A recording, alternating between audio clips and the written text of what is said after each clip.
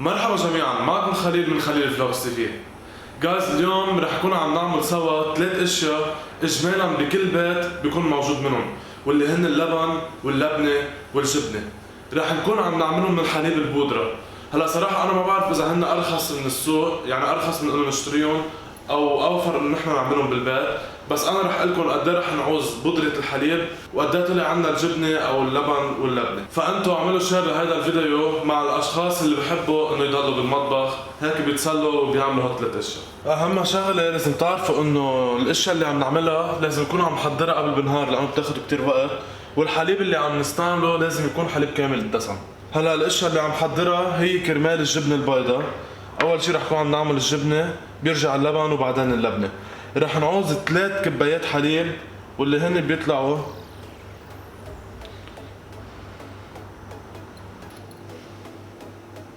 يعني للجبنه بيطلع بدنا 473 جرام من حليب البودره، وهون عندنا 2 لتر مي. هلا اللي رح اعمله رح صير حط شوي مي، بزيد فوقهم بودره، بحرك، برجع بزيد مي ونرجع ونسخنه.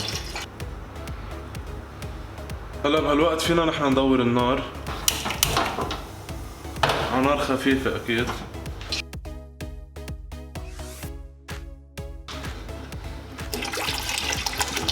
لما أتأكد إن الحليب دابه بدنا نحط ملعقتين صغار ملح بس يكونوا ملانين.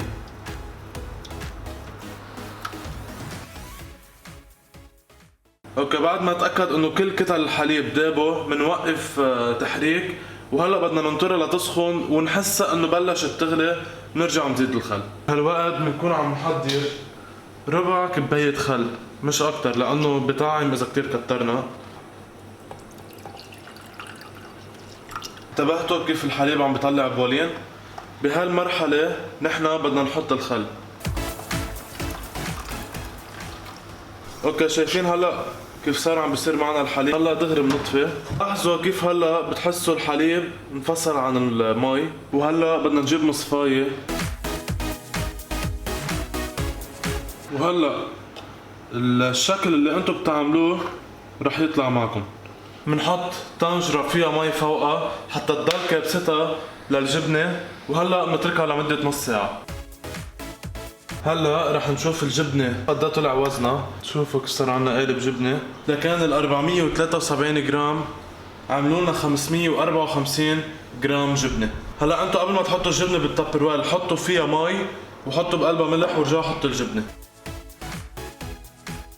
رح نحطها بالمي ونحطها بالبراد. بعد ما خلصنا الجبنة وحطيناها بالبراد بدنا نبلش نعمل اللبن. رح نعوز 400 جرام من حليب البودرة، هولي 400 جرام. كمان بنحط 2 لتر مي، بنحط الحليب فوقهم وبنحرك ليدوب الحليب.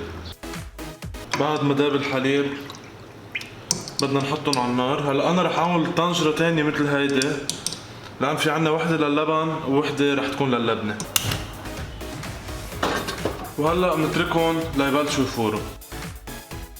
بهالوقت رح نجيب كاستين وبنحط بكل كاسة 4 ملاعق لبن، واللبن اللي عم نستعمله رح يطلع هو ذاته، ولازم نجهزهم قبل ما يخلصوا الحليب لانه اللبن لازم يصير بحرارة الغرفة. مثل ما شايفين هون الحليب بلش يغلي، رح اطفي تحتهم، ننطرهم لتصير حرارتهم بحدود ال 40 درجة. هلا كيف رح نعرف انه صارت حرارتهم 40 درجة؟ بعد شي 40 دقيقة بنحط اصبعنا وبننطر لمدة 15 ثانية. إذا قدرنا نخلي اصبعنا لمدة 15 ثانية بتكون حرارة الحليب صارت منيحة. هون أنا عندي جاتين بيركس، رح احط الحليب بقلب هول الجاتين.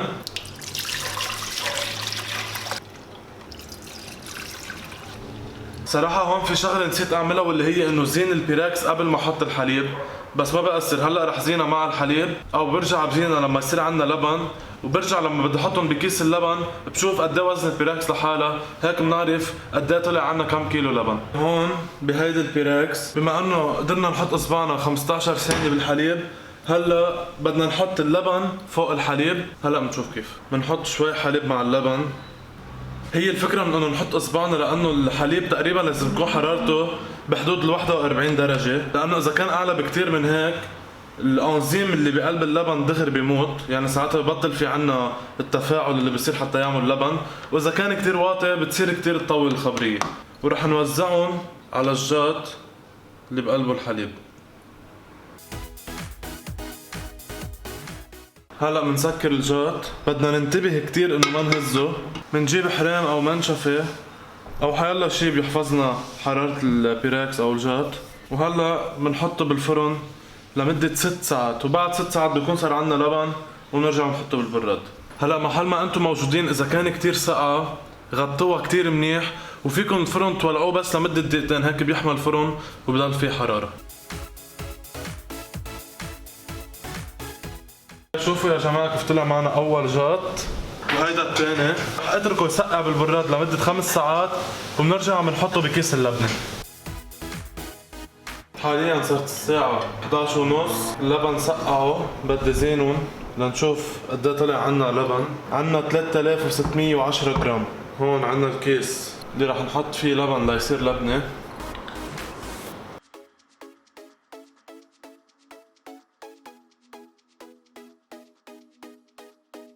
وبعد ساعة رح احط الكيس بمصفاية والمصفاية بقلب جات وحطهم بالبراد حتى يضلوا مسقعين لبكره. خلينا نشوف هلا قد ايه طلع وزن الجات فاضي. طلع عنا 1402 جرام. 3610 ناقص 1402 يعني بيكون طالع عنا 2208 جرامات، يعني 2 كيلو 200 جرام. حاليا الساعة 11 الا ثلث، رح شيل اللبنة حطهم بهيدي العلبة، وبدنا نشوف قد ايه رح يطلع معنا وزن اللبن اللي طلعوا. مثل ما شايفين طلع عنا 1066 جرام.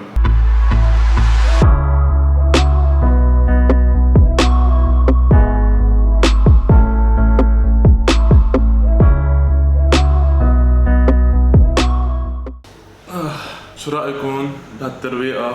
هون عنا لبن، بيض، جبنة، لبنة وخضرة. وهلا بعد ما صرنا جاهزين رح دوق كل شغلة منهم وراح اعطيكم رأيي بكل صراحة. صراحة مش عارف بشو اول شي بدي بلش، بس خليني اقص حبة بندورة قبل وفليفلة وحبة نقطة على صحة السلامة. هون عندي خبز مرقوق، رح دوق شوي صغيرة من اللبنة والجبنة واللبن لحالهم حتى نشوف كيف طعمتهم واعطيكم رأيي. وعلى فكرة اللبنة لما كنا عم نعملها لبن، انتو كان فيكم اذا بتحبوا الملح فيكم تحطوا ملح كان بقلب اللبن ترجعوا تقطعوها للبنة، بس انا صراحة قايلكم قبل انه انا ما بحب الملح. اللبنة كتير طالعة طيبة، صدقوني اطيب من لبنة السوق.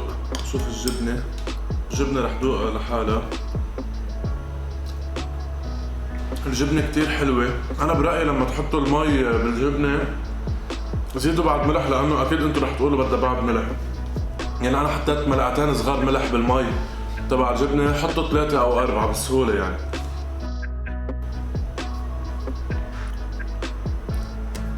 واو عن جد كل شي رهيب، مش عم بمزح، كل شي طالع معقد.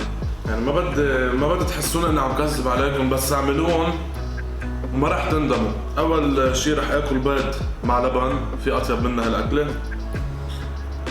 عملت انا بس بيضتين لانه الترويقه مثل ما شايفين يعني تعتبر كميه كبيره، فكرمال هيك عملت بس بيضتين.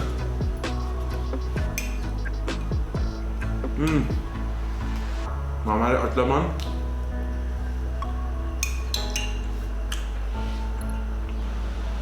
هيك احيانكم تشوفون.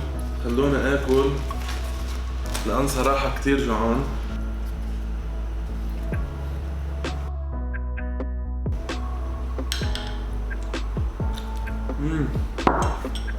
طبعا بس بعد ما اكل شوي رح نشوف كل شغله قد ايه انعمل منها، يعني من بودرة الحليب قد ايه طلع لنا منها، اللبن اللي بتحطوه كيف بتكون طعمة هداك الحليب بتطلع هيدي الطعمة، نفس الشيء بتطلع. فحطوا لبن تكون طعمته طيبة وانتم بتحبوه. طيب لنشوف سوا كل شغلة قد ايه عملت لنا. يعني مثلا اول شغلة عملناها الجبنة، استعملنا 3 كبايات حليب واللي هن طلعوا 473 جرام حليب بودرة. طلع عنا 554 جرام جبنة، يعني أكتر من نص كيلو جبنة. رجعنا باللبن، استعملنا 400 جرام حليب بودرة. بعد ما ذوبناهم وخلصنا وصار عنا لبن بعد 6 ساعات، طلع عنا تقريبا 2200 جرام، يعني 2 كيلو 200 جرام. بعد ما عملنا اللبن لبنة صار عنا 1066 جرام لبنة، يعني فينا نعتبر انه من 400 جرام الحليب البودرة بيطلع عنا 1066 جرام لبنة. فهول الحسابات للي بيحب يعرف. زيت زيتون من عنا من الارض، طعمه ولا اطيب. خبز المرقوق شلتها من الثلاجة وحطيتها 15 ثانية بالمايكروويف، بيطلع كأنه عندكم خبز سخن هلا طالع عن الصاج. هذا كان الفيديو تبعنا لليوم، ان شاء الله يكون عجبكم وتكونوا استفدتوا منه. اعملوا له شير مع الاشخاص اللي يمكن يكون بهم الموضوع، خليه هو كمان يستفيد. واذا في شيء انتم معين حابين ان اعمله اكتبوا لي بالكومنتس. وهيك بنكون وصلنا لنهاية هذا الفيديو. ما تنسوا تنزلوا تعملوا لايك وسبسكرايب. باي.